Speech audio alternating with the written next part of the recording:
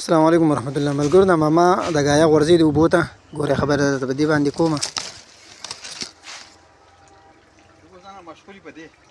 په دا ته خلاص شو کنه دا پانی مانی سي دا خوري بیا ای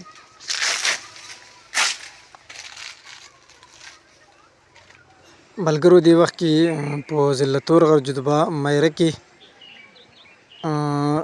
باغونو کې موجود ما دلته کې د مایانو فارم دی هغه ته چکر را لګولې دي تاسو په نظر باندې راځي دوه ډنډونه تیار کړی دي بیا هغه ډنډونه په هغه کې د اسلام آباد نه مایانو بچی راوړي دي غورځولي نو کال په کال باندې دغه مایان دوی راوړي او دلته کې غورځوي بیا دغه مایان غټ شي او بیا دغه روباسي او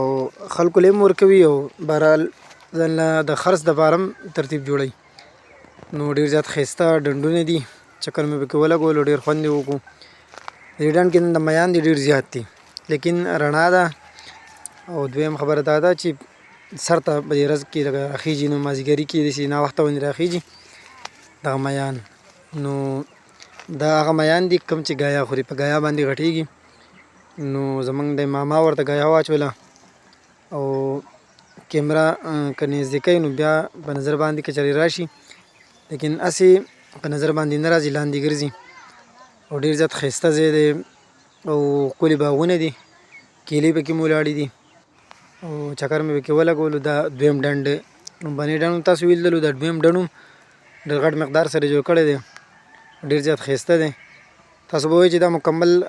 کیلې دي لیکن دا د کیلو هغه کم تصویران دي هغه لاندې په نظر باندې راځي په اوبو کې ټیک ده ډېر زیات ښایسته ځای دی دا وګورئ زما خو ډېر زیات په خپله خوښ شو ستاسو څنګه رایه ده